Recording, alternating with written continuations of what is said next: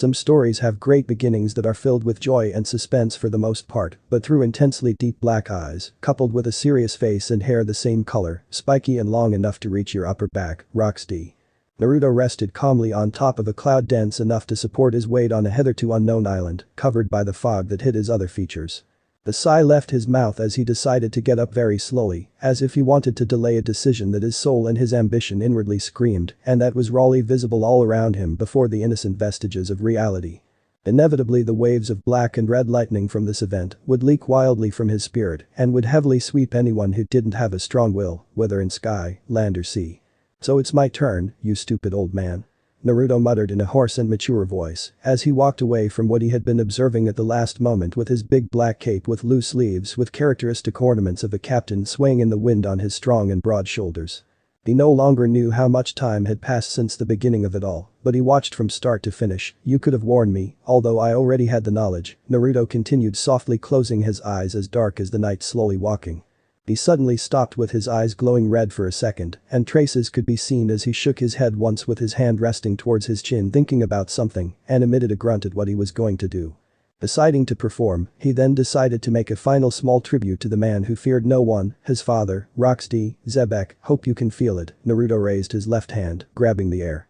But he had to stop when he noticed something, and only with that quick movement was it possible to see the presence of a perfectly adorned ring and glittering jewels on his ring finger, still in the same position. A different look crossed his features as the memory of a woman looking in his direction with so much love, affection, power and a look that only she possessed, her long flowing pink hair, and that wide smile that always left his wordless mouth passed through his mind, taking over all his senses. And along with that image others appeared in the sequence, one by one, and all hugged the splendid woman, others kissed her tenderly on the cheek, and some threw tantrums because they couldn't be that close, but all exuded love in equal proportion, clinging to each other.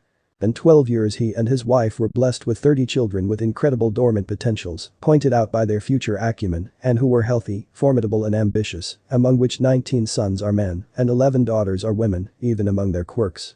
Each of their treasures was unique in its own way, some more serious and playful, others more ambitious and fearless, but they all shared something that could never be erased, even if in their adorable gluttony, they ended up devouring a fruit with properties of a rubber. They shared their parents' names.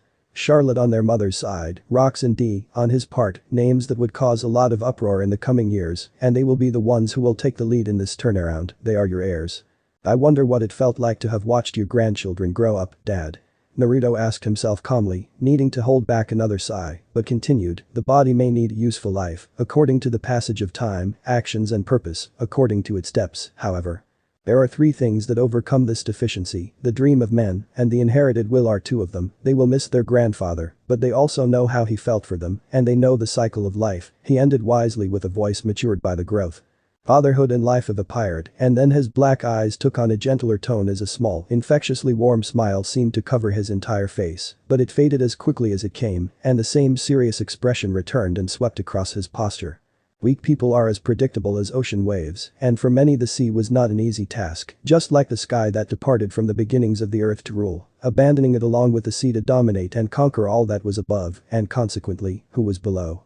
In fact, this was the thinking of the weak who imagined that they could reap the good and the best with just a short journey in their lives that from another perspective could be seen as pathetic. Meaningless and largely empty in their hollow worlds, devoid of the adventure of the dangers that surrounded all seas. Looking at the sky that in that part of the day had the blinding sun shining brightly and scattering its solar rays all over the sea, a thunderous sound faster than a bullet broke the sound barrier, capable of driving away the waters of the seas became audible. While the sound waves continued to punish anyone nearby with the unusual event taking place. Boats and ships, built of easily perishable or inferior wood, could not withstand the occurrence and imploded in themselves. All their crew members only had enough time to raise their palms in an attempt to protect their screaming ears and babbled without sense after being thrown into the water. And in the end, they were looking from side to side with trembling, trying to understand what was happening, and the wisest not being able to look up imagining that it had been an enemy attack, but then realizing that there was no ship nearby, either navy, pirate, or any other reckless adventure. And even if there was nothing they would do because everything that could be observed in that portion of the sea, after the breaking of the barrier of sound that started in the sky, ended up with the boats transformed into splinters of wood that were now being desperately grabbed by the unfortunate unfortunates that at some point moment would serve as a feast for the life form that lurked with its red eyes and mouth drooling with teeth skewered by its luck. After all, weakness and cowardice were one of the main opponents against a man's dreams, and those who lack such an indispensable aspect as a strong will are certainly destined to suffer in the face of life's challenges, even if it were against a sea animal categorized as king of the sea. The real end was the dreams being devoured and the blue water of the sea turning into a bright red that represented the liquid of the essence of life. In front of these events was the figure who continued undisturbed. Only someone with excellent eyesight could accurately pinpoint the black dot, causing the unnatural disturbance that maneuvered the skies and left in its wake a slash that split all the clouds in its path. And by excellent eyesight, I mean a raw perception and so polished to the point of seeing the long black cape, long, spiky black hair that swayed madly in the strong winds, covering the cold and intense black eyes that were thoughtfully staring into space. Incoherently proclaiming dreams and goals and asserting a position on something or what you want are one of the biggest mediators of who you are, who you were or who you want to be, and your will is the only thing that ties all these things together, it's the only thread that holds them together. And it's the only thing that can make what men call dreams come true. Although he still preferred to call it ambition. So many thoughts, said audible and resounding with a deep voice the mature man of 31 years, who flew at ridiculous speeds through the skies with arms crossed to chest height, remarkably manipulating the graviton particles to achieve the act, making his feat impeccable and unattainable for many. If not anyone else in the world, but his crewmate, Shiki, the golden lion, in fact, its flight capabilities were superior in many factors. "She's lucky to be my wife," a small sigh passed through his mouth at the statement said when he suddenly stopped flying and hovered in the air with his captain's cape flapping in the wind, still arms crossed. "Almost 1 year has passed since the events in God Valley," commented seriously the imposing man with intense black eyes staring at the skies above beyond the stars and seeing the vastness of space that no other person was able to see. The universe really was beautiful and so unexplored because people were so focused on walking the land and sailing the seas rather than allowing themselves to touch everything, including the sky and the skies above it, but he won't allow his family to be so ignorant as others, after all. He never allowed it. His daydreams were momentarily interrupted, for in the time it took for an average human to blink, a strong wind assaulted his form, causing his robes, cloak, and the black strands of unruly hair to shake, and only now was it possible to see him in full body, revealing his appearance. While the sun was high behind his back granting the dark-themed man even more splendor, if that were possible. He is a heavily built and remarkably, but athletically muscular imposing man reaching around 6'3" in height, his not excessive physique with muscles like steel bars that demarcated his 8-pack abs and already impressive height is accompanied by an angular face with a strong jaw, dark hair. Long and spiky that failed to try to hide ambition behind black eyes like the darkest night. His shaggy hair reached down to his upper back that was long and strong enough to hold up the stylish large black high-collared captain's cape that had the sleeves loose and adorned with majestic red fire, licking where his wrists would have been. And the bottom of the cover was also burning with flames of the same color, on the shoulders were golden stars on each side attesting to his sovereignty, and the inside of the cape was a brilliant dark purple, filled with the details of red skulls that burned in royal flames with flames that resembled 2 horns, along with opaque almost invisible wording of letters found only written in poneglyph. Inside the large cape, the man was dressed in a luxurious full-length royal black suit that took the same details as the inside of his cape, having buttons on the chest and sleeves, and showing the collar of the red shirt he wore underneath of the robe. The ensemble of the suit ended in black. But expensive and luxurious shoes that had a certain glittery sheen to them. And finally on the left side of his waist, he kept a long sword that seemed simple at first glance, with a completely black sheath, as well as the sword's hilt, but don't be fooled, because there was sheathed one of the strongest swords in the world, if not the most dangerous. Classified as one of the 12 swords of supreme grade and known worldwide for its black edge, extensively off-limits properties and the quality of cut capable of reclaiming reality itself reshaping the world as we know it. At one point it was not in vain that one day after literally making the skies fall into the waters accidentally, the blade wielder decided to name her SMZM creation, realizing in his spirit by the spirit of the blade that he appeared to have the qualities of a king. The willingness to be above others, and he didn't deny it, it was an undeniable fact. Nowadays in addition to being a demanding and increasingly thirsty cocked, black blade, the blade charges abnormal levels of willpower and unbelievably accusing in 3 of its inherent capabilities, which are the absorption and extraction of the 3 forms of hockey. Not that it was a problem for someone like him, because even the most unshakable will flickered against his will. The same will has been constantly improving since the day he first held a blade, and that was days after he was born, 3 days to be exact, that is, a long time ago, and then in the future to meet the woman who would become his wife, and later the loving mother of his offspring. And then soon after they would constitute a family together that had no intention of stopping their growth so soon. The same family that a few days ago grew a little more welcoming and celebrated for days with pomp the birth of two adorable new members, twin daughters who were named Roxdy, Charlotte Mozart and Roxdy, Charlotte Marnier, representing the 12th and 13th daughters of 32 children. Of the infamous most powerful pirate couple in the world, as well as the most dangerous pirate family on the seas, in the words issued by the spokesman for the Navy HQ. So you wonder what your rivals on the seas have to do to stand up to a man like him, someone who has so many priorities, so much to protect, so much to conquer. An uncontrollable ambition and is constantly exposed to the thirst of a blade so thirsty it can devour the spirit of an ordinary being with a simple touch. Finally, returning the sword to his waist, due to the world-class knowledge that the blade possesses is also a mitem, named sword. Finally, taking a look at the visible back of his cape, and which had the sun shining in its position, it was possible to see the symbol that landed the world in recent times. The writing rocks, which had the letter O depicted as a red flaming skull with flames resembling two horns, demarcated his identity as an allied pirate of the Rocks Pirates, but he was not a mere crewman on that ship. This man is Roxdy, Naruto, a good son, an even better father, and an excellent husband for his beloved, married to a pirate recognized as one of the most beautiful women on the seas, the same infamous woman who since she was 18 years old, proudly goes by her married name, Roxdy. Charlotte Linlin, the Big Mom. As for the nickname his wife has become known by over the last 12 years, this is solely because they have a family of 32 children, so it wasn't a surprise, but when on the same day his similar came out as Big Dad of Steel, well, we can say that things weren't funny. Although his wife had been laughing beautifully for weeks, so that was one less negative point. As much as the Man of Steel came later to calm things down and others, but these and many others are stories for another day. Furthermore, the man is also the captain of the Rocks Pirates and the last known living descendant of the pirate captain, who together with his crew, sailed the seas as the most dangerous and strongest pirate crew of his time, a time that is not far from his own time. Being led by the hitherto Roxdy, Xebec, the same crew that nowadays sail under the same flag, but a new command, your command.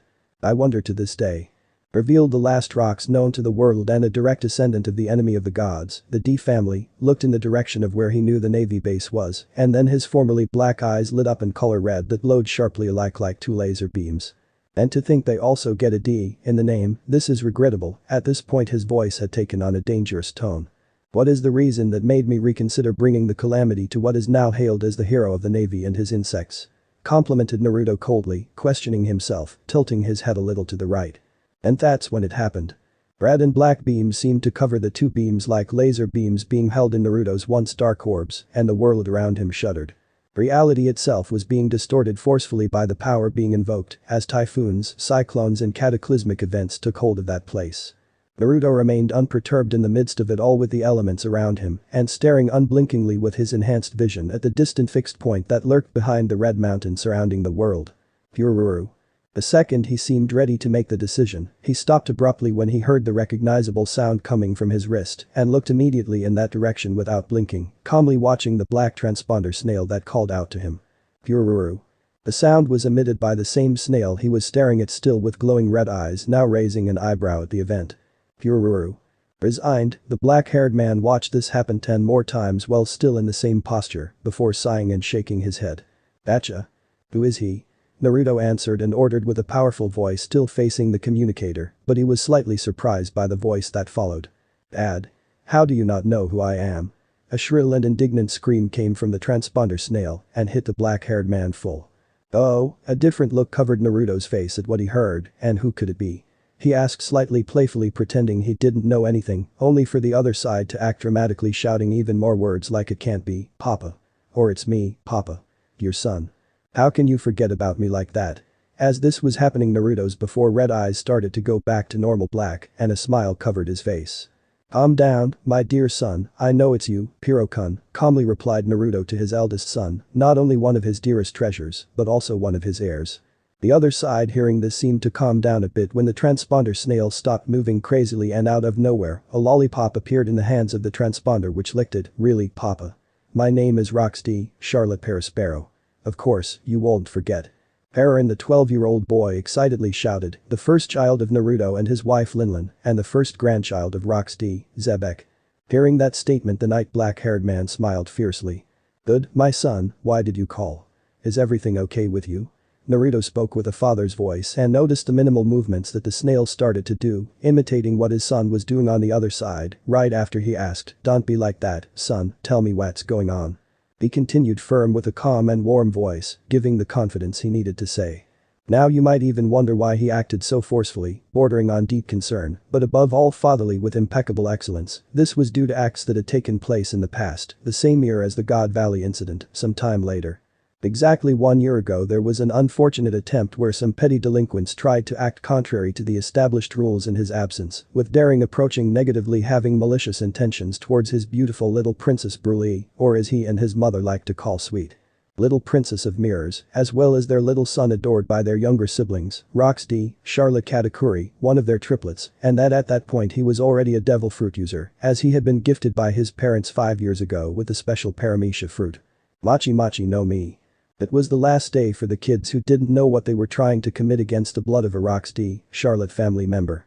Suffice it to say that on that very day stars were created to compose the universe, and some parents lost their children through sheer negligence, and unless they could escape the center of the earth, their wails would forever be buried in the same place where he rammed them with a punch that completely reshaped the entire island in his wrath and seared the land with laser beams that bathed his eyes in a deep red, ending with an icy breath that froze the whole place, including the surrounding sea for miles. No one was able to forget that day, which is why any other being never dared to mess with the fruits of his love with the woman of his life, a good choice, that is, not to mention the finger-licking reward he got when he walked into the couple's bedroom that night. Right after putting the kids to bed, and found his beautiful wife dressed in a sensual two-piece outfit that oozed all her qualities, those intense piercing eyes, kissable lips, not to mention the long, silky pink hair just begging to be grabbed, as well as the light touch skin and gigantic breasts, and those succulent shapely hips holding up that plump luscious ass, they weren't easy that night. Naruto was then awakened from his involuntary thoughts as he turned his attention to the communicator and heard from the sounds that his son was about to start talking. "It's alright, I just want to know how long will it take you to get back from super training, Dad?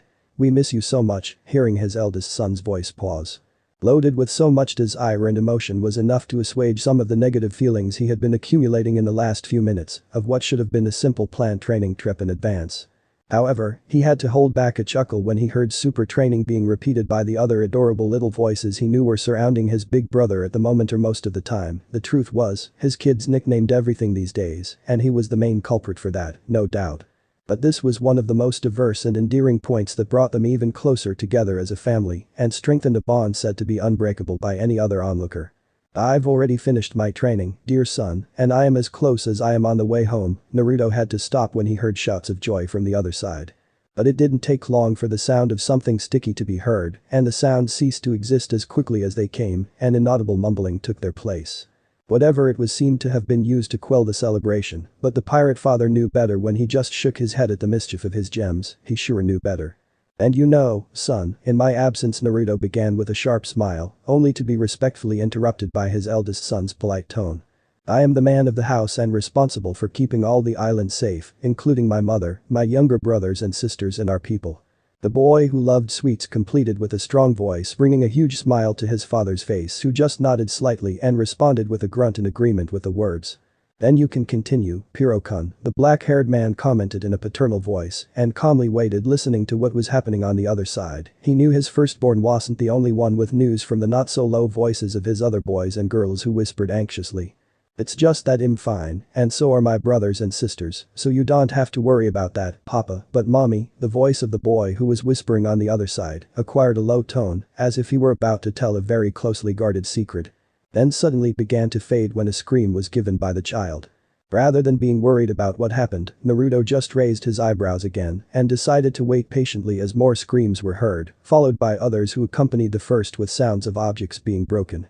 "Poor animal," commented Naruto indifferently, adopting a sitting posture in the air, still hovering with his cape in the wind and looking pitilessly at the transponder snail that was changing madly, trying to keep up with the changes in the characters' voices behind the screams. "Stop it now or I'll feed everyone your dad's favorite food for a whole year." A new voice intruded in the middle of all the mess, making everyone shut up, while on this side Naruto's smile became more complete and full of life. His black eyes also shone more intensely when he heard the new voice. "Now, children, go train, eat or play, and then each one will have the time to talk to your father. He will not die anytime soon, am I clear?" The authority in the woman's voice was unquestionable, it was so potent that the kids on the other side didn't even grumble. Naruto just kept quiet, deciding to focus on his keen sense of hearing, or what his adorable little monsters dubbed super hearing, and paid attention to the whispering movements, not that he needed to. "Husband," called the voice like silk on the other side of the only woman in the world capable of touching Naruto's heartstrings like a newly created guitar. "Lin, my sweet queen," Naruto began affectionately, but was interrupted. "Don't talk to me like that, you fool," shouted the powerful woman on the other side to sound annoyed, but it went down the drain when the transponder snail's cheeks turned a bright red. "Brahahaha. Are you sure, my sweet cake?"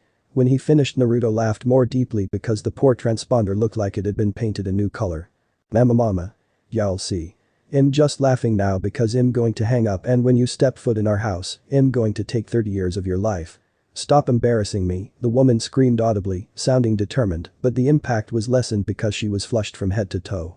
Amazingly, Naruto didn't twitch a muscle at the threat, hearing his wife say that. "Calm down, my queen, that's better," Naruto said now with a hoarse voice, staring fixedly at the transponder snail, as if he could see through it and look directly into his dear wife's eyes. "Yes, now," he heard the woman's voice calm down and just waited patiently, feeling that she had more to say. "Damn it, you don't know how much I love you and how much I miss you, Roxy." Naruto, the woman known as Big Mom, sighed on the other side, bringing a small smile, but full of love on the serious face of Naruto, who was silent listening to that.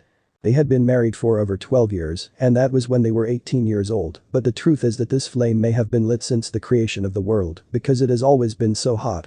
He knew her like the back of his hand, because he knew what was coming before it even happened. "And listen up, you damned flying pirate. Come back soon or you will sleep at the bottom of the sea for the next 37 years. Shouted Linlin, throwing the snail away right at the door of his room, scaring the hell out of the children who fell on each other as they futilely tried to sneak up on their mother to talk to their father.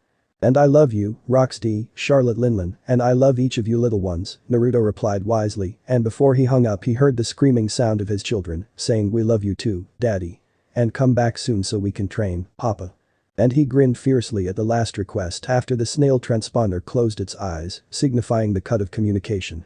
He knew that that last unmistakable call, though prominent in this case above the rest, could only have come from one of his sweet sons, their second son, Katakuri, who was already developing excellent ambition after the events of last year. The kind that trains until every last drop of will is extracted from the spirit. Naruto, as a father, couldn't be happier to see the rise of his children, who he was sure would be able to perform feats once considered unattainable, perhaps even being able to overcome it in the future if they have a strong will, something that was indisputable, given his parents. Whether in this world and beyond. "I am coming home," he added, and then immediately went off in a sonic boom, instantly flying like a bullet, disappearing over the horizon, with the only trace remaining being the afterimage he left behind and the sound of the sound barrier being broken several times. He was just as fast, but not fast enough to erase his remnant before he was seen.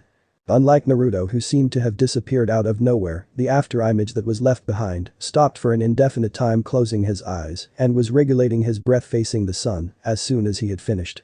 He looked up to the heavens and seemed to be looking directly at the star that shone mightily with the sun's rays bathing the whole earth in its magnificence and granting man what he needed. The remnant was about to leave when he opened his mouth and seemed to utter something, words that were carried by the wind and turned into a whisper. And then, with a final serious smile on his face, he assumed the motion of someone about to take off, before copying the same motions and darting away into the cloud-clear sky. Still in the skies above the clouds, Naruto flew at supersonic speeds in his classic stance, with his arms crossed at his chest, and looked down every now and then when he spotted ships of sailors, pirates and more, others more because there was everything in these seas, you couldn't be less aware. Otherwise the dagger of a knife being thrust into your throat from behind would be the least of your worries. The new world was always in constant turmoil, he knew this better than anyone, since he stole his first ship for the first time at the ripe old age of a child who was just 4 years old and without any support, not that he wanted, asked, or needed in the first place. This was not a sea where simple pranksters and second-class adventurers had their fill and then returned home smiling with a feast in their hands that were filled with the lifeblood they had to reap just to get the small achievement of the day. After all, it was simple to reason what small meant. Small dreams meant weak ambitions and non-existent dreams. Even simple pirates without ambitions worthy enough to go on and face the real challenges that surrounded the second half of the Grand Line would eventually be devoured. That found by sailors from the lowest to the highest level, who were almost always on the lookout day and night, even those dogs of government agents. There were also the Tenrikbedo, celestial dragons, themselves. Who are nothing more than mere dogs with big collars commanding their obedient minions under the world government or those pitiful slaves. And if that wasn't enough, there were other rival pirates on the seas with a willingness to hunt anyone, that is, not to mention the sea beasts that are considered the kings of the seas, capable of snapping up small to medium-sized ships with a just invested. Something that should be a worrying factor for the weakest. At the end of it all there was him, and the ambition to decimate anyone who wanted to stand between his dream, his will, his wife, his children, and his family. Nobody was spared. This was a story that he, as a father, would not hide from his children, but it would be up to him to reveal the true face of the world to his offspring. There would certainly be exceptions, but a man is what he achieves to be, not what he imagines he can be. Imagination is an exclusive factor kept for baby children and eternal primary youth. He has the property to speak freely because he was once one, otherwise he would take it into his own hands, or his name wouldn't be Rox Naruto. Naruto pondered audibly, staring at the sea water, and then turned his eyes forward, already being able to see the islands that made up the entire scheme created by his wife, maintained by her ideas, and supported by both wills. He was far away physically. But his supervision helped him see land masses clearly. There in the distance was the house where his family would grow up, the place where your children would have everything from every kind of candy by your wife's choice, parental love, affection, order and discipline, reprimands, and knowledge, and most importantly, training. Endless training to be at the top of the food chain because the alternative was to be a Rox and Charlotte, which certainly implies being strong to be above the strong. That was the path he and his wife were creating for their children, a single way. The archipelago of islands was a hard set not to be impressed with, but a quick thought crossed Naruto's mind, who narrowed his eyes remembering his pirate base. But that in mind, I need to find some time to get back to the island Hachinosu, Pirate Island, immediately and clear things up with the crew. I decided to give each of them some time to think about where they stuck their heads and what the hell they want to tell me. I won't be attending to anything, but I imagine that 1 year was more than enough, spoke coldly the one who is now the undisputed captain of the Rocks Pirates Naruto, while thinking about his companions that included Edward Newgate, Shiki, John, Silver Axe, Achoku and, of course, his dear wife, Rox Charlotte Linlin. I will make the call shortly and wait a couple of days before we meet again. I hope that mania for grandeur developed in the old man's days has completely dissipated because I will not tolerate inappropriate behavior from anyone who is under my banner, it doesn't matter who it is. And if the problem is Hashoku, well, the Rox here took a considerable pause, slightly shaking his head almost deprecatingly with a bitter taste in his mouth, thinking about it analytically as his prolific mind prompted him to analyze more deeply, and that's what he did. The reason for overgrown egos, mania for grandeur and the will to incessant rebellion. The truth is that from times past, men and women had always been prized for having a strong will in their spirits, and he knew it. The problem arises when this above normal will begins to whisper dreams and ambitions into the soul day after day. And as soon as the being impressed with the fantasies provoked by the power of the mind begins to dreaming big. Not that being ambitious was a bad thing, quite the opposite, he needed highly ambitious people in his crew, or they would be useless for his dream, his purpose, his ambition, for alternatively it was better for them to work in the fields or lead a life reduced to mere fishermen. But this one important factor, which is strength of will alone, was what truly stimulated greed in men's dreams, and the strong pillar which supported all ambitions, willpower. Sadly, not everyone has been as attached to knowledge as he has been for as long as he can remember. His first steps towards knowledge began long time ago, and the fruits reaped allowed him to awaken a dormant power that everyone in the world had within their spirits after the ordeal to some extent. Although he is indifferent most of the time, he has seen with his own black eyes the effects of the uneven ambitions and wills of the weak who tried to awaken this power madly and ended up dying drastically as the reward came in the form of broken spirits in half. And to think that he, Rox Naruto, awakened Hashoku days after his birth, then you could partially understand why he remained unaltered and unshakable in the face of his very conception of subduing other wills, however many they may be. Also, he never felt fear. This kind of feeling that inhibited the power to do what they wanted was reserved for those who weren't willing to conquer it all. He was not afraid when he had to look a lion in the eye and rip out its innards with his own small hands at the age of 2, and the only fear that he, as a man, kept in his heart was that of failing as a father and husband, but even this fear that should have been crippling served as fuel for his haki to reach new tones and he transform into the man he is today. So, if some of your crew members feel bold enough to demand the opposite of your orders, even if they are supported by their own will, ambitions, and Hashoku himself, well, I myself will go after their heads one by one, whether in the sky, land or sea. Naruto finished the promise in a grave and silent tone, ending his thoughts. Thunder. Boom.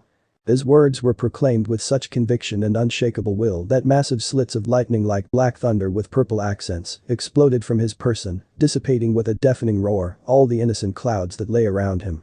The natural representation of his potent conqueror's haki being clear. At this time of day, the sun was already starting to set, so Naruto, completely unaffected by what he had just caused in the atmosphere, decided to continue flying on his way home, even with the dead birds falling around him down to the sea. But he assumed a new posture where he now flew with his body facing upwards and his hands clasped like a pillow serving as support behind his head. Every now and then he opened his mouth to let out an involuntary yawn.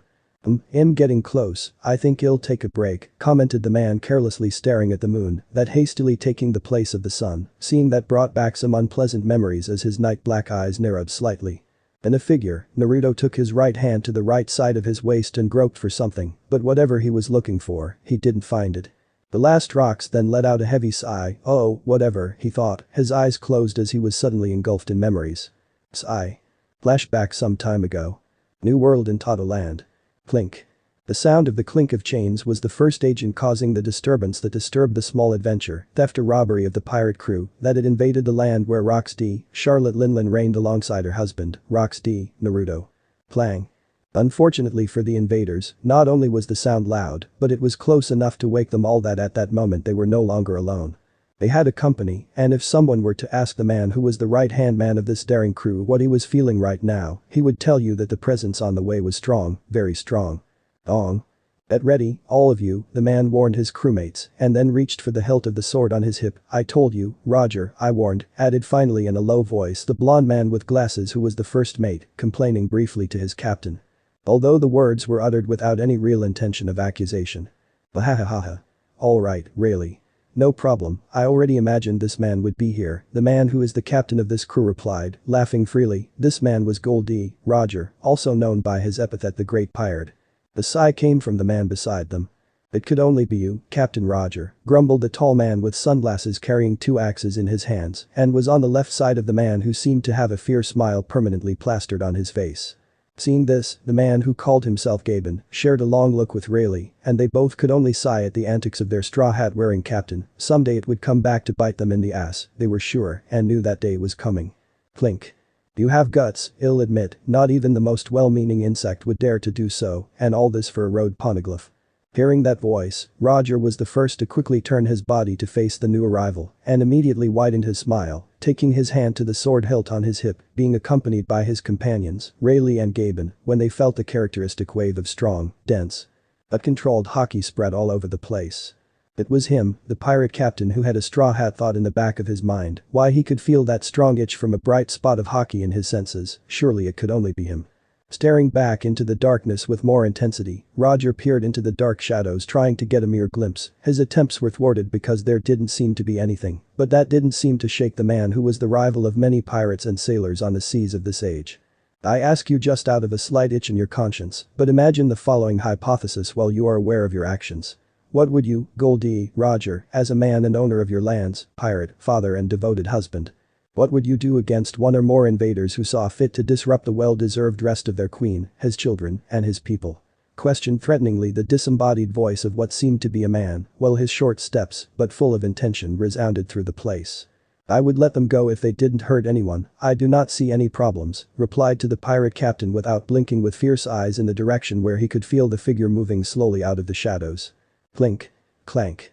The sound of footsteps seemed to grow louder as the seconds passed, and the strongest members of the crew, which included the straw hat captain Goldie, Roger, his first mate who went by the name of Silvers Rayleigh, a man who is also one of his officers called Gaben, and the other veteran crew members just closed their eyes trying to penetrate the darkness, although it was possible to hear his voice by the haki of observation. Not everyone was able to feel. The rest of the crew, which consisted of the rookies, gulped and prepared for the fight that was likely to ensue. Clank. A few steps later, the presence in the dark came out completely into the light and revealed the man, Rox-D, Naruto. He was ripped with hair tousled as usual, but dressed in a simple button-down dress shirt with the top three unbuttoned, granting viewers a wide view of his muscular, well-trained chest, and at the bottom he wore matching polished white pants. His feet were bare, and finishing the set were both the shiny hilt and the perfectly sheathed blade scabbard on the left hip, and on the other side was a small black sake gourd with a red decorative ribbon, both being securely held inside the obi black with floral details tied around his waist. Not only that, but he was also handcuffed by Kairoseki, sea stone, that were made of stones capable of depriving a devil fruit user of using the power of its fruit. There were 5 handcuffs in total, 4 of the handcuffs were distributed between his wrists and ankles, ending with one gripping his thick neck tightly. Other than that, he also had kisses and bite marks spread all over his body, revealing what was the last activity of his day. Naruto shook his head at the response he received, needing to hold back a disappointed sigh. Even not being a father and husband, you were still able to answer me, inadmissible, Naruto stated with a gravelly voice at the end, and calmly met the eyes of the men in front of him, as if he was counting the days. All the pirates were at their posts ready at the tip of that gaze to face the one man who was sure to make things harder in front of them if he had to. Roger was raising his idle hand to hold the straw hat on his head a little more when he noticed something and tried to raise his hands to stop it, but a hand was placed on his shoulder, and he turned his head to face whoever it had been. He saw Rayleigh shake his head as if to say no and point at the man in handcuffs who looked ready to make a move, and it would be a pitiful lie to say otherwise, because no one was prepared enough for what would suddenly happen, not even Roger. The sound of the SMZM creation sword slowly starting to be unsheathed was enough to shake the spirits of Roger's crew as one by one they began to fall to the ground unconscious with eyes rolling and mouths foaming. Crack. The surrounding atmosphere itself seemed to want to give in to this will, for the effects were crudely visible through the cracks appearing in the earth, the only ones standing were Roger. Who bore it better than the others with the only sign of his effort being the fine line of sweat that insisted on falling from his forehead, but he had a giant smile on his face from the thrill of a good battle. And Rayleigh along with Gaben who could barely stand on their own 2 feet but were still strong. Naruto stared at all of this seriously for a second or so and then just smiled. Seeing this and feeling intent that something would happen in the possible future, Roger's eyes glowed a bright red as he countered the powerful wave of Conqueror's haki with his own, being joined in a heartbeat later by the Conqueror's haki of his first companion, Rayleigh, who at this point, though bent over, kept a step behind his captain and stared seriously behind his glasses at the formidable opponent they faced. Only there was one small problem. What was this? Rayleigh thought deeply, trying and failing to understand for himself what had just happened. Captain, he called with a serious voice the man who was known by the nickname of May or rather, Dark King. Rayleigh, are you seeing the same as I do? Just to be sure, asked the blonde-haired man to his captain who was strangely quiet by his side. I don't know why, but those handcuffs he has around his neck, wrists and ankles look like they're made of Kairoseki, sea stone, right, Rayleigh? Roger replied casually to his right arm, an act that made Rayleigh look a little more serious, but still exasperated by his captain's actions.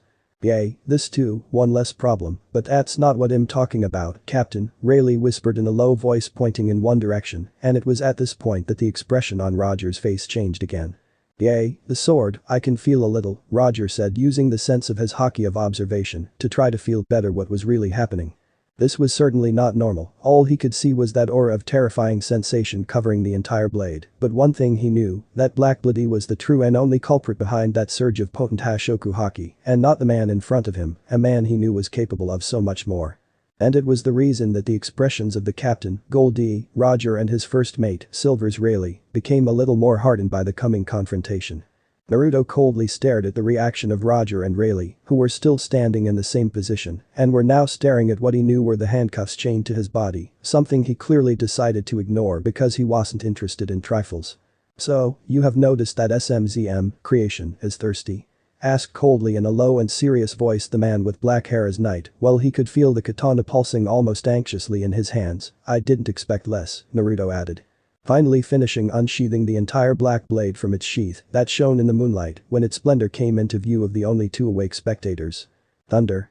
Immediately after being discovered, large black and red lightning bolts with a pulsing purple line erupted from the sword in his hands. Naruto's smile grew dangerously as he turned his eyes to the 2 men in front of him who had already drawn their weapons, the saber and sword respectively. But the former returning to having the characteristic giant smile on his face, even with his entire crew lying at his feet, except for his first mate, who wielded his own blade and began infusing the application of advanced Busoshoku haki in the orange-red color that Naruto had instantly judged. Calm down, Rayleigh, don't fight, I don't want you to get tired, Roger ordered, looking at his right arm with serious eyes. Where did you get that idea from? I'm not tired, Roger, said the older blonde exasperated by his captain's actions, then Rayleigh squinted behind his glasses, seeing a smile creep across his captain's face, admitted, you just want to fight him alone. No, that's not it, you need to rest. I can't have my right arm all dead and tired now, can I? Stop lying with weird words, Captain. Naruto slightly raised his black eyes that shone menacingly to face the frivolous discussion of the two pirates who dared to invade his lands at the worst possible time of his day, as it was just the moment he and his wife had left their children ready to sleep in their beds. Once that was done, they had a second agenda. One last mandatory duty of every day was to debut the couple's new bedding set, as the last one had been shredded to shreds in the last passionate meeting they'd had. Bahahaha. I don't know what you're talking about, really, but stay here for now. Roger didn't even finish talking or waited for his first mate's answer and ran to face the man. Silver's Rayleigh had just enough time to put a hand to his forehead and begin to retreat to regroup with his still unconscious comrades and wait for the right moment to join the fight. As their impatient captain was already running towards the rocks, who was still standing in the same place without changing his expression and was just staring seriously at the approach of the man. Rocks. Naruto suddenly did something he would bitterly regret, perhaps, possibly, of course not. He ignored the Straw Hat Pirate's cry and directed his night black eyes at the black gourd that was tied by a thin red bow on the obi around his hip. Glump, glump, glump, ah. In the next moment these were the only sounds that Naruto's throat made as the relief of the strong and hot drink ripped down his throat. The sake was so strong that within a few sips Rock's cheeks were already starting to flush slightly. Yet his imposing posture was still strong, the same could not be said for his thoughts. Parox. He sighed again, ignoring the call in exchange for good sips of the heat of life. His ears repeatedly heard the scream of the man who was rapidly approaching his position. But his advanced perception of things allowed him to see the progress in slow motion and at the same time continue to taste the drink at a normal pace. Naruto then shook his head at what he had done almost reflexively. He needed to stop this bullshit immediately before his beloved Lin-chan decided to come up with a new nickname for him just because he couldn't hold back a sigh these days anymore.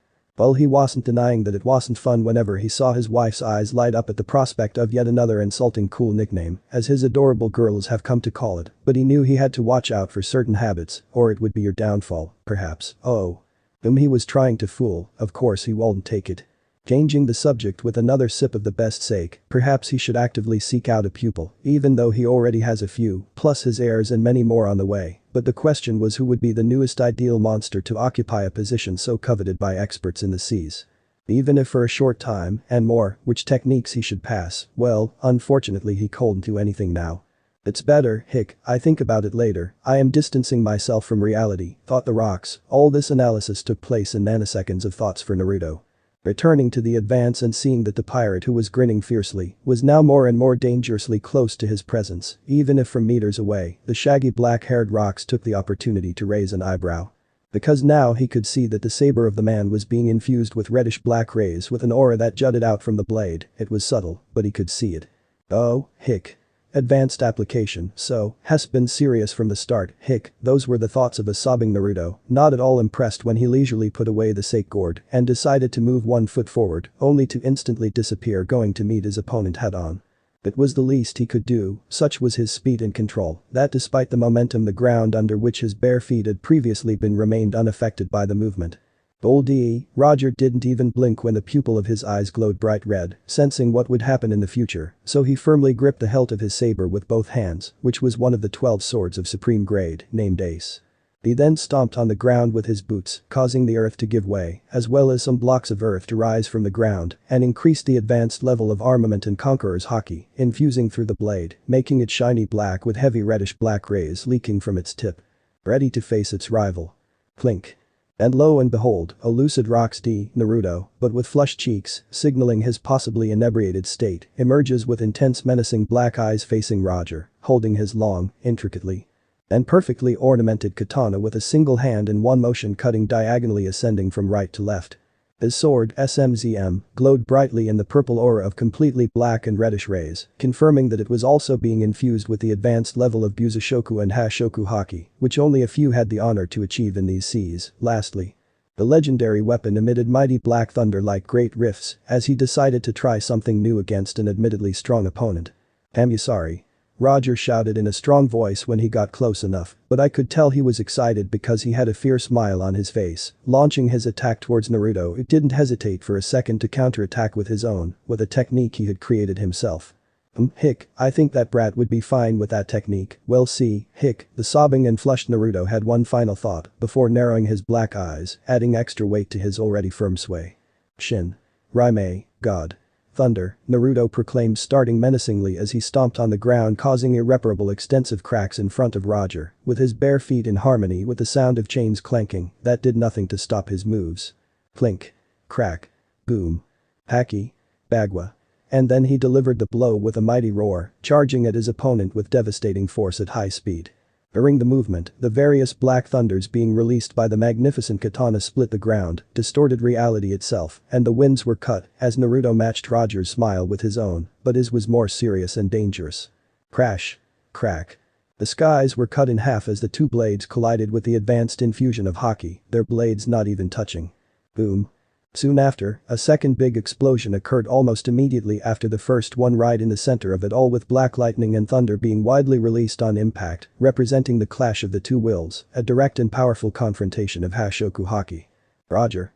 I don't think it's a good idea for you to do that against someone like him. Bahahaha. I admit you are strong, very strong, rocks. Come on, really. Brohahaha. Not bad, not bad. Im's starting to get a little more, excited. Why don't we raise the level a little more? I left Lin-chan sleeping, so I don't see a problem with taking a while, I still haven't warmed up enough. Naruto, eyes closed, calmly shook his head to clear the thoughts, then opened it so he could better face the darkness of the night and the stars covering the sky. He had an unreadable look on his face as he flew backwards at breakneck speeds towards Toto Land. Close, he said, carefully adjusting his body better. He shifted his posture so that he was now flying on his stomach with his arms crossed. During the flight, he noticed something of gigantic proportions that was moving heavily above sea level, but still below the clouds where he was, through his superior vision, and raised an eyebrow at the bold development at the edge of his seas. What is it? He asked low, stoically, without waiting for an answer, while the winds came strong towards him and shook his black hair. Naruto didn't even move at the strong sensation of the winds and discarded it like dust, deciding to pay more attention to the strange development below. He stared harder and frowned slightly. I don't have time for this, Naruto thought hard and then widened his eyes a little. It was at this moment that time seemed to freeze, from the perspective of the last known rocks, and for an extremely wide space that could even cover an entire island with considerable headroom, disregarding the laws of physics, its surroundings took on new shades of light blue. It didn't take long and almost instantly his eyes, once black as night, now took on the brilliant colors of a red that left visible trails behind whenever he turned his head, assessing what was about to happen. The tall man nodded slowly as his eyes began to return to their usual black color, and the surroundings were colored again, the sound of chaotic sea waters doing very little to elude your senses. Well, I confess I didn't expect that, Naruto called out loud on purpose. Now it stopped flying and hovered high in the air, with its majestic cape being assaulted by the strong winds that came with the movement of the being that was below him. He shoved his hands into his pants pockets and just waited, feeling the temperature heat up. It's not fair game, the quality of your Kenban Shoku Haki remains undeniable, Naruto. Roared the being who, despite the gigantic size clearly visible by the shadow caused by the fog, was moving very quickly towards a Naruto who remained high in the skies undisturbed in the same position. I'm getting older, not getting weaker, Naruto replied, promptly keeping his voice level. He narrowed his eyes indifferently briefly at the fast-forward stranger that was getting closer and closer. The being gave a high cynical laugh hearing this. Weird, the last rock's telling a joke. Asked sarcastically the voice that decided to stop halfway still without revealing itself completely, waiting for the answer that would surely come. The figure didn't feel disappointed when his slitted eyes caught something. Though he expected more than the slight movement in the dark-haired man's brows. Naruto, hearing the question, tilted his head a little, so that now his eyes were hidden by the shadow of his hair, making his expression unreadable. We have already discussed this, Great Dragon of the West, replied to the man ironically, who still hadn't moved a finger. And he heard the being cackling loudly as it began to move towards him again. I know, and I'm just saying, Naruto, do not be worried, the grave voice commented indifferently as he started to climb, slowing down and finally revealing himself to Naruto, who only slightly raised his face to greet the entrance, and what he saw was certainly not a mediocre sight. It was a gigantic serpentine dragon with red-orange imperial scales. It has 4 pairs of jade-green horns, with the 2 larger ones on the upper sides of its massive head being bluish at the tips, and its eyes are red-slitted with deep wrinkles. Slightly below the level of the nostrils that frequently puffs of fire is the long Fu Manchu mustache and the dark blue beard. He also has teeth like large, sharp fangs, and limbs with clawed hands and feet, as well as around his long body. He had a single thick line of spiky, thick bluish-black hair that started at his head and ended at the end of his tail of the serpentine body. And on each limb of the body there are permanent dense clouds that burn with golden-orange fire. Finally, there was the marking of 3 reddish-black tomo swirling in the center of the chest. Furthermore, its size is so colossal that it could rival a large city. The predominantly red-orange eastern dragon was so large and massive that the last rocks looked like a small dot facing a mountain. Did you mean don't get burned? Because that's what it appears to be, Naruto replied stoically, staring at the imperial-colored dragon that showed sharp fangs, huffed through his nostrils, as if he hadn't heard and, instead of breathing normal air, what came out were 2 imperial orange flames. Significantly raising the temperature in that part of the sky, Naruto didn't seem to feel anything. Biting as always, you need to calm down, boss, warned the imperial dragon now formally seen without emotion. Perhaps, now, what do you want? Asked Naruto seriously going straight to the point recognizing the game, while assuming a new position crossing his arms in front of his chest and looking the huge dragon straight in the eyes. The dragon when he saw that look understood and decided not to press any further, at least for now. I was starting to get bored, it's been 1 year now, we could already be conquering the world by now, revealed the eastern dragon with a grave and blunt voice. Then he also crossed his arms and straightened his posture better. Yay, what is the problem? The jade-horned dragon nearly rolled its lit red eyes that glowed for an instant but decided not to and just fixed its eyes on the smaller man who was looking at him stoically. Your attitude leaves me with a bitter taste in my mouth, Xebec. The dragon began imperiously, only to be interrupted at the end. Don't you dare finish that word, warned the calm voice of Naruto with reprehensible eyes for the dragon that didn't care. Oh. So you want to fight? Provoked the dragon not getting an answer, or did staying still for 1 year atrophy your motor coordination? Don't you know how to dance anymore, boy? He pressed coldly looking at Naruto who had shrugged his shoulders with the accusations. It's not that, and you know this, Naruto decided to relax and sighed taking his hand to the back of his neck. I was on a short training trip not far from here, he explained as he took his other hand and rested it on the katana handle on his hip. Allow me to guess that it still wasn't enough, said the dragon without emotion closing his eyes, and yet he didn't miss the intent of Naruto's reaction by nodding positively. Bro-ha-ha-ha. The unusually loud laugh made the imperial dragon open his eyes immediately when he felt a strong itch arise in his senses and disappear as fast as it came. My training always bears fruit, can you feel it?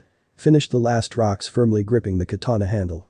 The colossal dragon, which towered over the man looking like an ant, said nothing and just narrowed his analytical eyes, trying to see if there was anything out of the ordinary. There doesn't seem to be anything different looking at the top layer, so what is this feeling? He thought feeling something and seeing that he would get nothing just staring as the increasingly growing smile on the face of the one he was watching only increased, so the imperial dragon decided for a deeper inspection when his slit red eyes gained a noticeable traceable glow. Naruto saw this happening from the start, so he just left, he relaxed contemplatively watching from a distance. My children must already be sad with my delay, that is. Not to mention my own Lin-chan who at this moment is capable of rocks, preferred not to finish the thought because he hoped it wouldn't come to that and sighed resignedly. The giant dragon noticed the exchange of expressions crossing the man's face, but ignored it in favor of continuing its investigation. The first thing he felt now that he was fully aware that something was happening was the overwhelming sensation created by Naruto's passive haki that didn't change a thing and that only seemed to have grown stronger. The second warning was the powerful will of the blade running down the scabbard, something they already knew, and the third made the great dragon's brow lift slightly in interest, but the fourth discovery almost made his eyes pop comically out of their sockets. Which honestly would be inappropriate for someone of his stature to behave in such a way. So, you can feel it, said Naruto calmly. He was not disappointed with the actions. Looking at the giant dragon it looked like he was thoughtful, so the black-haired man was patient. For the second time during the conversation, the red-orange imperial dragon was silent and he began to quietly ponder what he had observed. Don't be sullen, great dragon of the west, Naruto remained indifferent. This caught the huge dragon's attention. I am evaluating, I had never seen this before. The dragon's deep emotionless voice only brought a small smile to Naruto's face, who was still standing. Of course the dragon's eyes caught that. No, we've never seen anything like this before, this is new. He finished with a serious and calculating expression. When the giant dragon reached the end of his speech, it looked like the smile on Naruto's face had quickly flickered to something different, but maybe it was just his imagination. Maybe, Naruto replied enigmatically, his eyes turned bright red for a quick moment and a lazy smile crept across his face as the hand gripping the katana hilt grew much firmer. The imperial dragon with slitted red eyes that glowed, its stomach and the entire length to its throat glowing bright red hot orange, pretended not to notice the change in the black-haired man's posture as he decided to continue calmly. How are those tireless brats of yours and your wife?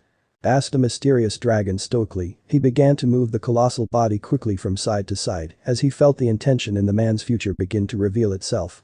Naruto gave a rare smile accompanying the dragon's majestic dance with his eyes and shook his head as he slowly began to pull the legendary dark-looking katana out of its sheath. You know, right away, it looks like the fruit is doing you good.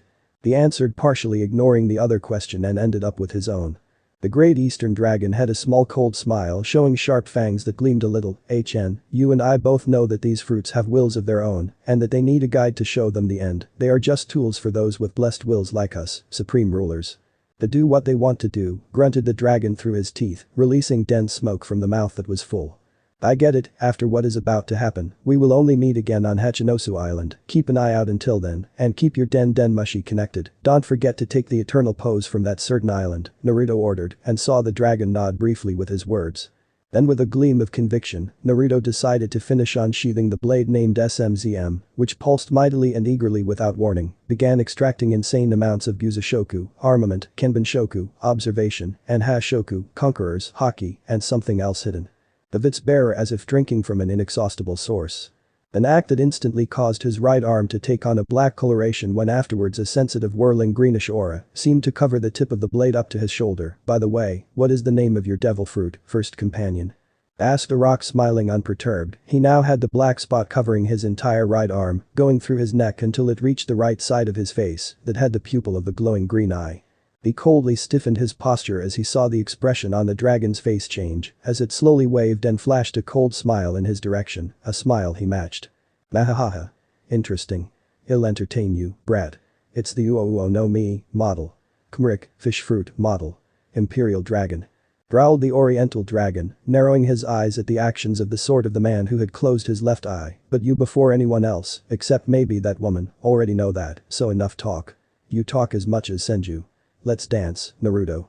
He exclaimed gravely with a roar, thirsty for a good battle. It had been a while since he had one of these, so in preparation, a black smoke began to constantly leak from his mouth to become a permanent reminder of the place.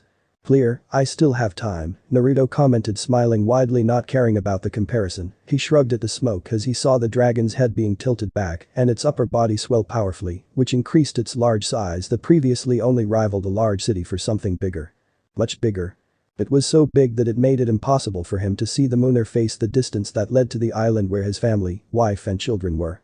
That would terrify anyone but himself. This must be why the said giant dragon, despite being slightly perfectionist, extremely sure of himself, confident and proud of his skills and talents, is his first commander, his first companion, first mate and right-hand man.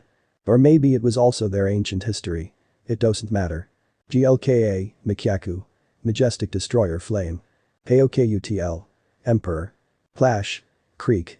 The deafening sound of the casual but powerful confrontation that ensued between these two legendary pirates of the time, who were part of the same crew as the captain and first mate of the Rock's pirates, respectively, resulted in a massive shockwave of black lightning and thunder that spread across the sky, causing an extensive fissure resounding even in the distant seas within the New World.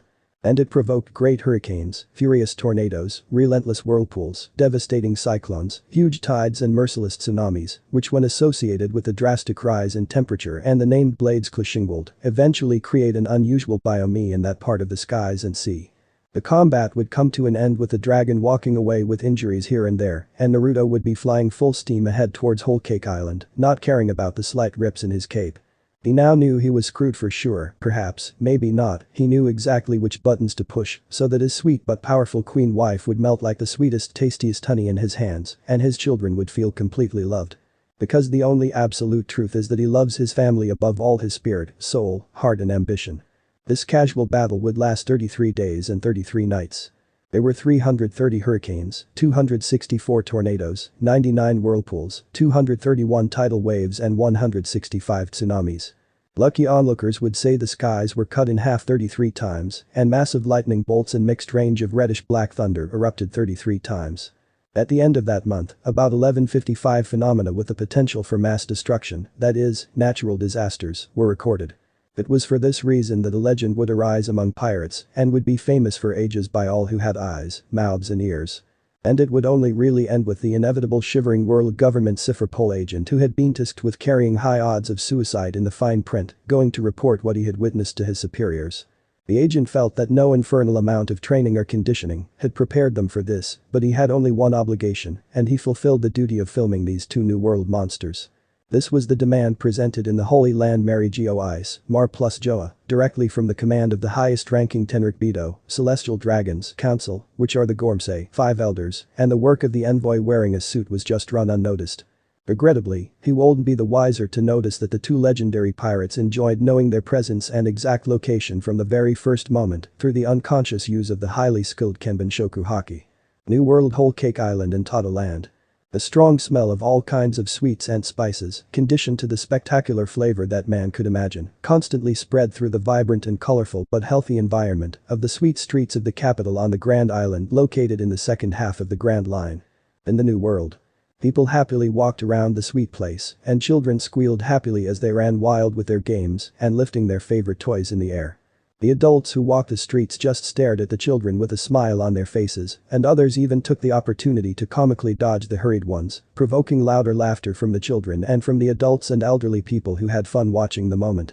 In fact, it was almost always like that, if not every day. The climate was so pleasant and warm that a large part of the population would hesitate to even leave the capital for a day. Suddenly something started to fall from the heavens when one of the little kids grabbed it, seeing that it was now in front of him. The child looked at the thing in quick recognition, and his eyes lit up as he turned to the others. "It's cotton candy, people." The boy shouted, smiling broadly at the other little kids who looked at him and reacted the same way. "Cotton candy rain. Cotton candy rain." The children began to sing happily in chorus, while holding hands and spinning in the sweet rain. In turn, the adults nearby just smiled, matured with happiness looking at the skies. In the past, exactly 25 years ago, in this place there were only natural fields, hills, forests, cliffs and rocky stones. It was an uninhabited place, with the only exceptions being Strusen and an elderly woman known as Mother Carmel, who had the only residence on the site. After the woman's sudden disappearance, much has changed. In fact, it all started on that very day. Through the words of the elderly woman Mother Carmel, that would inspire a young child, and later happened because of the dreams of that same girl who was abandoned by her parents in childhood, and the extremely ambitious boy who would one day become the girl's husband. The same boy who, when he discovered the real snakeskin that was the elderly woman who trafficked children as slaves for the world government, regardless of his final words, he flayed her alive and endured the feelings of rancor that welled up in the girl's heart. But all that changed when he revealed who the woman really was. It was difficult for her to understand at first, but she had always been a girl who had the qualities of a queen, and perhaps only the black eyes of the boy who took care of her could see so far into the future. And of course, the two would have the help of an expert cook by the name of Strusen, committed to making that dream come true by sharing the noble power of his Kuku no Mi, fruit of food, who mainly transformed the vast nature into food with his sword to help create this paradise for all races in the world. It was no wonder that nowadays one of the greatest diversities, in addition to the islands of different sweet aspects and different foods, was also the notorious presence of pirates and allies under the banner of the king and queen of Toto Land, who could lead uniform lives. If they kept up their good behavior. However, there was one factor that exceeded any other variety on the island, and that was the high number of beings of the different races existing in the world, except for the giants of Elbaf, who had an unfortunate development with the queen still in her childhood stage. But this was something the king planned to change in a few years in exchange for his wife's beautiful smile, a sentiment that the entire nation shared in vivid color, and an ambition that they all drank to the last sip, with no doubt that one day they would make it. But back to the races, there were humans, centaurs, fishmen, mermaids, the long-armed and long-legged tribe, as well as the snake-neck tribe, three-eyed tribesmen, sky-dwellers, and more. There was even life in the extensive sweet forest, and in things that should be inanimate, called homies. And all this is due to the power of their mighty queen, Roxdy, Charlotte Linlin, who had the power to control souls and grant life through Soru no Mi fruit of the soul. It really was paradise, Whole Cake Island. An old man suddenly stopped in the middle of the street. He had sea green eyes, gray hair, a long beard and a mustache of the same color. He wore a white button-down suit with a blue striped tie. On his feet he wore fancy dress shoes. The old man appeared to be deep in thought as he looked up. When will Roxdy be returning to the island? He asked himself audibly with his hand on his bearded chin. The old lady who was walking beside him stopped carrying some shopping bags, heard what the man said and looked in the same direction. "I really do not know, it's been over 1 month since we heard from Roxama. Is our lord okay?" asked the worried adult woman. "I don't know, this was a complicated month. Do you still remember how the last few days were?" commented a man almost whispering. He had sweat pouring down his mature face and eyes haunted by memories. "Mrs. Roxama is pregnant and she must be so worried. exclaimed another woman with brown hair appearing and looking troubled by the event. She even pointed to a massive and wide 10-story castle that was the biggest cake building of all, being even bigger than the city itself, and had windows. Being located and surrounded in the center of the great sweet city, it was where the queen stayed. No. Our queen is one of the most dangerous pirates in the world, very strong and very powerful, but we all know how much she loves Rock-sama and needs his presence, just like we all need to, especially in these moments. Complimented aloud another woman holding the hand of a girl who seemed to be her daughter due to her similar characteristics. Why are you all so worried? Questioned the old man who had started the whole debate. He watched, and it looked like a crowd had formed from the discussion. There were even some kids in the middle of it all. Everyone knows that Rock-sama is not one to be away so long while our queen is pregnant. Our lord usually has the habit of always being around, right? Said another slender woman approaching. Unlike the others, she didn't seem the least bit worried as she finished eating a bar of chocolate. Not only that, but it is our king we are talking about. Do you really not believe that our lord is on his way? Questioned the convinced woman harshly. She had stopped walking and faced the people. Some lowered their heads knowing that what the woman was saying was the truth, but others were doubtful. It had been a long time since they had heard from their lord. The old man who gave his opinion first gave a sigh, seeing the look on people's faces. He knew that look, so to avoid it had better say a few words. The old man cleared his throat loudly and gained the attention of people who turned their heads to him. Seeing this, the old man nodded. It is good to have your attention. I recognize the features marking their faces, so that's why I'm going to give a little history lesson, especially for the younger children, in order to reinforce what the world already knows about our king, Naruto. No, if allow me. Asked the old man wisely and waited patiently while watching the crowd take a few steps forward. Yes sir, please, I would love to, especially for my daughter, she still doesn't know much, asked the voice of a woman. A still unnamed old man turned his head to better see the woman who had a smile on her face and realized that she was holding the hand of a girl who shared the same features as her mother. Yes sir, please. The old man's knowing gaze lingered on the child he had just asked so respectfully, and in his chest, he couldn't help but feel a little pride that the new generation had grown up so well these days, and all this because of the king and queen. They really had no idea how lucky they were if they knew what was happening in other parts of the world. This world was slowly sickening, but thankfully they had the man and woman who would rule these seas. He had no shadow of a doubt about that. Would everyone like to hear what I have to say? The old man asked again, just to confirm, and saw the crowd nod vigorously. He noticed that some children took the opportunity to sit on the sweet floor that was also very cute, and he almost smiled with the anxious face they made. And by the way, some adults there also shared the same curious and expectant features. Very good, I will tell you a little of what I know about our king. Please be patient, don't interrupt me, and any question can be answered at the end of the tale, he said wisely, only to receive nods of confirmation from most of the crowd. Except the pirates who were drinking quietly but were attentive. They already knew, but it would be interesting nonetheless. The old man nodded to himself with the inaudible reply, determined to continue, and when he stiffened his posture drew the attention of all eyes to him. Naruto is one of the greatest, if not the greatest man who has ever sailed these seas.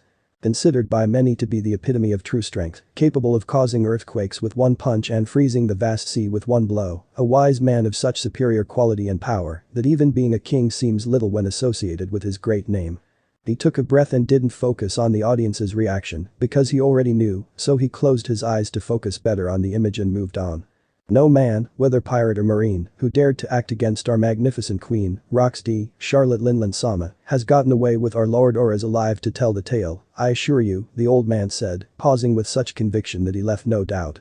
Not even the sound of a pacifier dropping to the floor could be heard, only the sounds of more fast footsteps approaching, when it seemed that the concentrated crowd was drawing too much attention, and they were ecstatic to realize that the story was about their great king.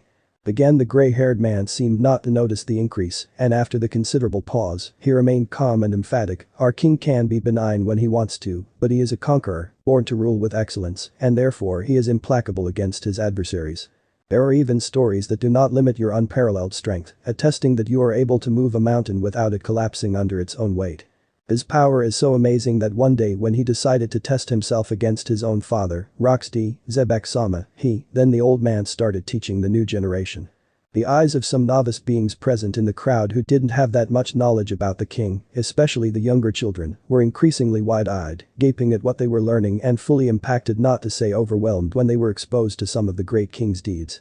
At a certain point some of the pirates who were musicians and carried their instruments on their backs started playing and singing songs, hooking the crowd that didn't have much knowledge about the seas, adding more special spice to the moment because in addition to the rhythm being good, were lyrics that talked about the king and the wonderful queen, more specifically about the deeds of their mighty lord. As the old man enjoyed the low music in the background, the same genuine smile didn't leave his wrinkled face, but happy that time had passed, it was worth living in that era. At the same time, within the whole cake chateau. Ahaha. Mom, please don't. Stop. Mama. Come here, you adorable brats. Run brothers or mom will get you too. Homies are not fair, please mama. I make the rules, my cute little babies, now come to me. These were the loud sounds representing some of the many voices that could be heard inside the great castle of massive proportions that housed the infamous Roxy, Charlotte pirate family, considered the most dangerous pirate family on the seas. The sounds of heavy footsteps echoed throughout the castle, along with the hearty laughter of the beautiful woman, but they did not damage any of the sweet beautiful structures. This is the whole cake chateau, the largest cake building found in all Sweet City. The exterior resembles a 4-tiered cake, with the top 3 tiers in different sizes, and each tier had a different style, though internally it has a total of 10 floors with an 11th under construction. The second tier has thin, red leaf trees around the edges, which gave the spectacular cake-shaped structure the resemblance of a birthday cake with lit candles. Trees can also be found on the top layer. The third layer has the kitchen chimney on top, crossing the fourth layer. The castle had an underground location where the king and queen were planning to create a place to keep their prisoners captive, but that would happen in the near future, because they already had the tool. The second floor was large and very well decorated like all the floors, with a meeting room prepared for eventual discussions, spacious and well-distributed guest rooms, and finally the Einbaum meeting room, located on the east side of the floor. On the third floor, there was an infirmary to treat any injuries, deal with deliveries and reasons that provide immediate medical care. That was the direct order given by the king in the construction of this all-important environment, in his calm words. And finally there was the courtyard in a large room with large windows covered by bright curtains. The decor makes it look like an outdoor garden, with cloudy wallpaper, plants, rose arches, and gazebos. And it is in this place where the sounds of the game resonate, as it was possible to see several small shadows and a much larger one with a big belly running behind them. On the fourth floor there was the king's sake warehouse, which was full of barrels and bottles containing the drink. There was also a women's bathroom along the floor and another infirmary, but there was a room with an almost impenetrable door for the others, and that took up most of the floor. And that's the treasure room, created after the events of Goldie, Roger, where the king and queen keep their most valuable treasures, including solid gold bars, maps, and the main one, poneglyph, 3 to be exact, and one of which it's a road poneglyph, for now, at the moment. Only the king and queen have the necessary authorization to enter the room, nobody else. The fifth floor remained empty in an eerie pitch with a glow that quickly faded. On the sixth floor there were at least 2 unoccupied guest rooms. The seventh was being saved, planned for something in a few years. On the 8th floor it was one of the most favorite places for the family as a whole, because there was the giant kitchen where the food preparations are carried out that the matriarch of the family loves to make, especially for her husband and children. But on the occasion when events arise they leave the kitchen in the hands of the faithful chef Strusen, who also like to cook for the boys and girls. Not only that, because there was also the king and queen's chamber, covering 2 floors with 2 large thrones adorned with sweets and candies. The classic savory theme of the entire island, several giant ice cream cones and bowls, alongside other sweet foods, are standing and arranged around the 2 thrones. However, the location was unique because it was where Naruto and Linlin argued with people about alliances, exits, demands, or requests, but only when they were on Whole Cake Island. In short, these tasks were carried out on Hachinosu Island Island of the Pirates, or by the other members ordered directly by Naruto, but what existed at home compensated for some factors such as locomotion or immediacy. On the 9th floor is the grandiose bedroom of the couple, colored in the two's favorite colors, being light and dark pink, yellow and purple for the queen and black, red and purple for the king's preference, but the predominant colors are those of the queen. Reason for which the man always had a pleasant surprise every night, and it had a bed big enough to support the weight and height of the 2 incredibly tall beings. And finally, in a separate but extensive and wide environment, there is the king and queen's library of infinite wisdom. It was a vast place filled with books and surplus knowledge about anything and everything the Roxy, Charlotte family could get their hands on, and that means a lot. The shelves were completely full and crammed with thick books that reached to the ceiling, evenly distributed in a curved arch, and there was even more space for spare bookshelves to be created. It was here where the king developed the minds of his children. And it was also the books that showed him some of the ways of the world. It would be no different with his children, but the training would be an intense ordeal, the mind would be worked as much as the body, and that's why building a library at home was indispensable. They, as parents, would not throw away their children's education or allow them to be raised as the most ignorant would-be mediocre pirates who roamed the seas undisciplined, in the king's words. All the excellence of such a well-built and designed architecture could only be attributed to the queen's incredible mentality. She was that great, her husband needed the best, her children needed the best of the best, and for that Naruto loved the woman even more. I will tell you something, my dears, listen well, your father used to have black hair with red tips, eyes as blue as the sea and whisker marks on his cheeks, that was before he ate the fruit, you know. I assumed a while ago that this must have altered the lineage factor of the father of you children, and I will explain more about this later or perhaps when your father arrives, but perhaps that was the reason for. Linlin stopped talking as her beautiful orange eyes took on a bright red tinge for an instant, and immediately the gorgeous woman's luscious strawberry-painted lips parted to show a wide perfect smile on her beautiful graceful face. Her eyes glistened with unshed tears as she leaned her slender body back, slowly falling for being so incredibly tall, but she had both hands up to protect her pregnant belly. The youngest sons of the most beautiful pirate woman in all the seas were startled by the sudden strange movement, not reacting in time and screamed in alarm, realizing what would happen when they tried to run to protect their mother from falling. Even if they had to use theirs growing bodies to take care of one of the two people they love most in this world. Mama. Roxy, Charlotte Perispero as the attentive and protective older brother that he was already on standby when his funny features disappeared and, in their place, remained a new serious and analytical look that you would not find in many other children. Although his tongue continued out of the mouth. The eldest son of the family decided to abandon the games and act according to his position by lifting the cane made of candy that he himself created with his Piro no Mi, fruit of lick powers, based on the promise he made with his father. And then the entire room was bathed in a sweet orange of his choosing when he attacked, all to protect your mother. He might even be 13 years old, young, a child, but he would rather condemn himself before anything happened to his glorious mother or his unborn brothers. Mother. Do not fall. Came the scarlet-haired boy's second scream, right after the first. The cry came from the second boy's son, named Roxy, Charlotte Katakuri, who was also his mother's third birth, after his older brother and sister, and who was one of the most observant children, if not the greatest. Saw his mother's movement before the others and he was already with his hands outstretched, showing the first signs of his devil fruit when he launched a wave of sticky mochi in an attempt to reach his mother's back to break her fall. And the younger children alongside the older ones watched with bated breath the power of their brothers running to protect their mother from falling, but unfortunately it seemed that it would not arrive in time. Boom. A few minutes ago in the heart of Sweet City, on Whole Cake Island. And that very day, the large crowd cheered loudly in jubilation and made cheering sounds as they heard the old man's last words. The hearts of everyone present were on fire, and in their spirits, they now knew more deeply who their king really was, there were no longer any shadows of doubt. The songs continued to grow stronger and more melodic as children began to pick up the lyrics, and adults shook hands for the good life they had. The veteran pirates there just shared their drinks with wide cold smiles on their faces, with some of the impactful memories being relived. It felt good to be part of the most dangerous crew in the world, with the most ruthless captain in all the land and the freedom to conquer anything and everything. If Rock-sama gets upset the earth will shake. Oi. The old man who was breathing a little hard for having put so much effort didn't let it show and paid attention to the happy children singing. On. When Rock-sama speaks you better obey. Bang. When Rock-sama arrives you better run or he will hunt you down. On. The sun is our friend. And if he is high in the sky, no one will stop our king. Bang. Freedom tastes better when our king rules. Dawn. And the sun better be friends with our king, it better be. Dawn. Dawn. The old man shook his head with a small smile as he watched the children begin to sing other songs they thought were fun. They really were so innocent because they didn't know what the music was about. It was so much deeper than king supremacy, since it was about. He was nudged and turned his head to see a young man holding out a glass of water, which he thanked and drank to clear his throat, and he almost spat at what he saw looking up. Hey you. Look at that in the sky. A scream interrupted the revelry. The man who screamed was a pirate, attested to by the bone skull that had horns like flames of fire tattooed on his arm, and he had a smile hidden on his face with his hat tipped over his features. People stopped at once and immediately got up to get a better look at what it was, and a child advanced through the crowd. What is that huge thing? Asked the child. She had dark hair, blue eyes and was dressed in a pink dress with blue shoes. Is it a giant bird? Asked another small child holding a lollipop that was next to the first. He had a cap protecting his white hair, green eyes, freckles on his cheek, and was wearing a red shirt that said I love candy.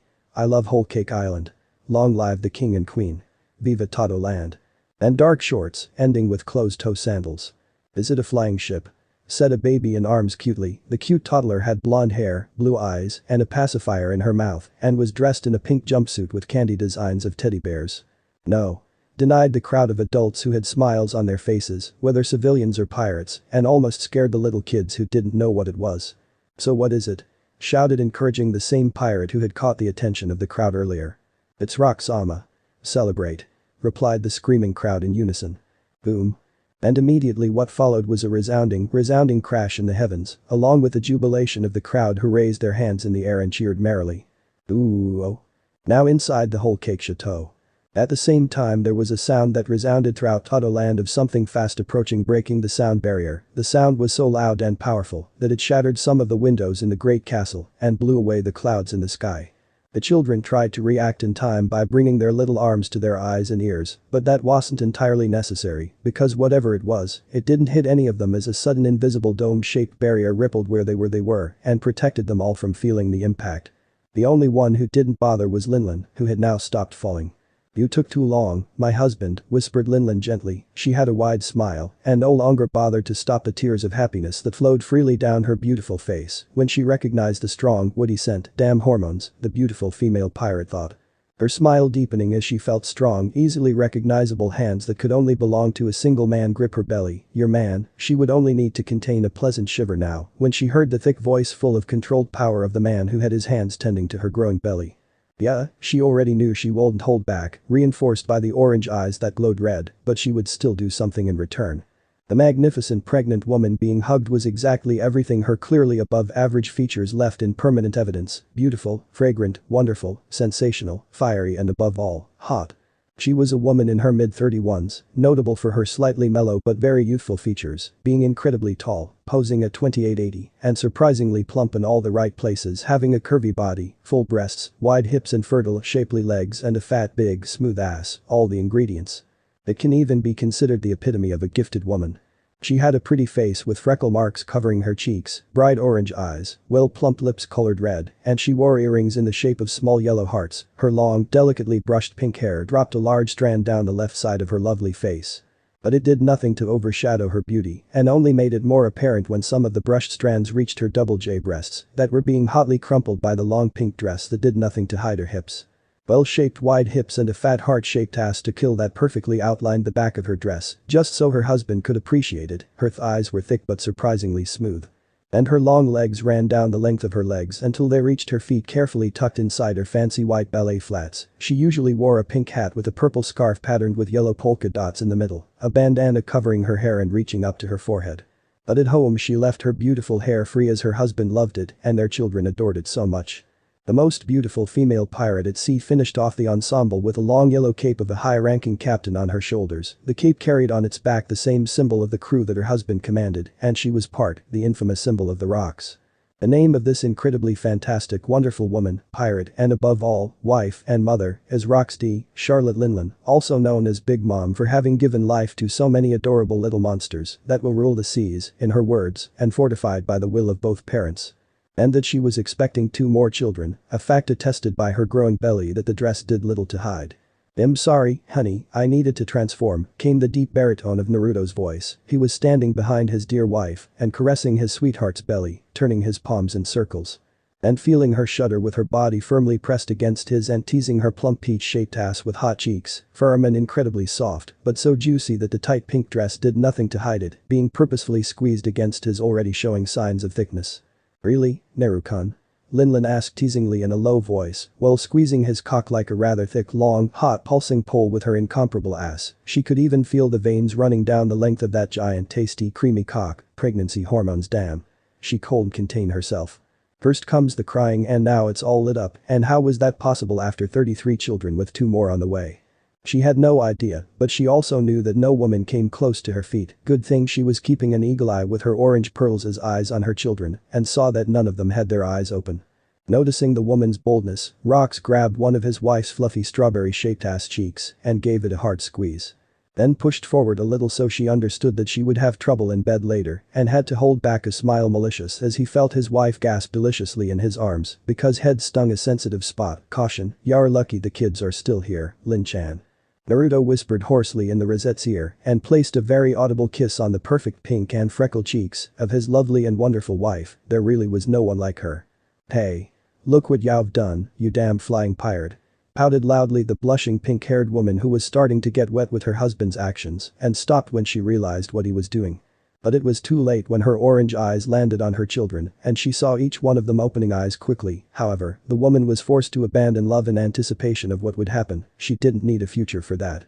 From the children's point of view, they all opened their eyes at the same time and first noticed that the floor had some splinters from the windows, but they were far away and hadn't hurt any of them. The second thing they noticed with their curious eyes was that the mother was talking to someone, so they quickly looked at who it was and their cute eyes widened as everyone started running excitedly. The older ones stopping on the way to carefully pick up the younger brothers with some on their laps and headed towards the couple. They all had giant smiles on their faces. What they saw was a tall man, incredibly even taller than Mama, and he was hugging Mommy from behind with his hands on top of her overgrown belly that was like that because she had their two younger brothers. He is a heavily built and remarkably imposing but athletically muscular man, reaching about 32-15 tall and towering above his mother by one head as she was only 28-87 tall. He has long, spiky dark hair that glowers warmly at the approach of his children. His disheveled hair reached down to his upper back that was wide and strong enough to hold the stylish large black captain's cape with a high collar with a few rips and which had the sleeves loose and adorned with a majestic crimson fire, lapping at the place where they would sit the wrists. And the bottom of the cloak was also burning with flames of the same color. On the shoulders were golden stars on each side attesting to his sovereignty, and the inside of the cape was a brilliant dark purple, filled with the details of red skulls that burned in royal flames with flames that resembled two horns, along with opaque words almost invisible of letters found only written in poneglyph. Inside the large cape, the man was dressed in a luxurious full-length buttoned royal black suit that took the same details as the inside of his cape, having buttons on the chest and sleeves and showing the collar of the red shirt he wore for a long time under the robe. The ensemble of the robe ended in sophisticated black shoes.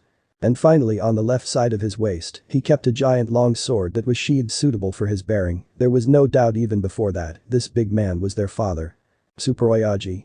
Otu-chan. Otu-san. Super Daddy. Chichiyu? Brohahaha. My sweet princes and princesses. Come. Naruto laughed out loud opening his arms to receive the loving entry as he moved instantly to stand in front of his wife and protect her against the sweet little monsters that attacked towards him and he went to the ground of his own volition. The matriarch of the Rox D. Charlotte family, Linlin, just stood to the side watching it all with a loving smile and incessant tears streaming down her beautiful face still protecting her growing belly. And she smiled sweeter when she felt herself being lightly grabbed around the waist by her husband, the man who helped her world shine, and the only man who supported her dreams, took care of her, and loved her so deeply that even she couldn't understand sometimes. Children. Look at your mother. Is it correct what is happening to her now? What shall you say? Naruto ordered gravely but still incredibly fatherly, and pointed his free hand at the motionless Linlin being supported by his arm. She tried to look away from her tearful eyes, but couldn't in time when she found herself trapped by the 34 pairs of adorable eyes, including her husband's, that rooted her completely in place. Her heart skipped a beat as she saw all eyes fill with concern and love and affection for her. That's when she felt a slight grip on her waist and knew it was her husband helping her to hold her ground. He knew exactly what mattered. Family super hug. Shouted in an adorable unison all the children, except the babies who still tried to adorably imitate their older brothers. Seeing this brought even more tears to the eyes of the woman who was once unwanted by her parents for something she had no control over. And instead of being loved, cared for, she was thrown away, replaced and forgotten about as a broken or troublesome product. Nobody deserved this, nobody, but she's glad she found the love of her life. It was then that she felt herself being pulled and didn't refuse when in the next moment she saw herself sitting on her husband's lap and in the next minute the children started climbing up the legs of both parents and positioned themselves taking great care not to kick the baby's belly mother who was pregnant. She looked to the side and exchanged glances with her lover while all this happened and was greeted by a warm and loving smile that she immediately returned by laying her head in the crook of his neck and feeling the movement of her children coming to an end. The two parents were so big. But they still didn't stop being a family and that's why the hug fit so well. It was filled with love. Not only did she almost get lost in the caresses she felt running through her long pink hair that cascaded down and some of her adorable children liked to use to hide. But she loved even more feeling her children's little hands caressing her belly. Being a mother felt so good, she thought, and snuggled closer. It was finally so good to be loved every day of her life. Naruto saw this happening and followed all the expressions on his dear wife's face, and when he saw her close her eyes for a moment to enjoy the sensations, he took the opportunity to direct a glance at his eldest children and gave a thumbs up. Being immediately reciprocated by the shrewdest of the candy bunch, who had giant smiles on their faces, as they'd been calling themselves the last few days. "Good work, my princes and princesses," whispered the father towards the little ones who were also snuggling with their parents.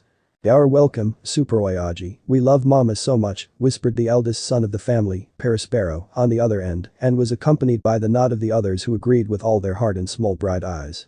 Naruto smiled listening to his son's words as he ran his fingers through his dear wife's hair that looked like she was sleeping, but he knew better. "And what is our family motto, children?" he called, still whispering, but now he looked into the eyes of all his children, who, sensing this, sat a little straighter. "What is the motto of the mighty Rock's Charlotte family?" asked Naruto powerfully, staring at his children. "Unshakable will, father," replied to the boy Katakuri when his eyes became serious. Naruto nodded at this and didn't hide his son's satisfaction as he flashed a small smile at him, but he still waited for more, then kept quiet, shifting the caresses to the wife who had shifted a little, showing that she was fully attentive, and that's when his children began to recite almost in unison. "Relentless conquest, Papa. Relentless domination, Daddy. Dreams achieved, Dad. Freedom, Big Daddy. And family above all." Ended up together in one voice. Even Naruto, who had asked, and Linlin, who pretended to be asleep, completed the family motto together with their children, and that's when a unified wave of Hashoku. This was the Rock's Charlotte family, the family that in the future would solidify the might of the Rock's pirates and establish themselves as the greatest pirate force among the seas, the true heirs that Naruto and Linlin are building, your treasures, your children, your sweet fruits. However, for all of this to succeed alongside the particularly ambitious dreams that Naruto and Linlin have, they needed to plan. And planning the couple always had in abundance. After all, they've come this far together. Guys, I will stop here. I hope you enjoyed this video. If you do, please leave a like, share and subscribe, and take care, be healthy. Thanks for watching.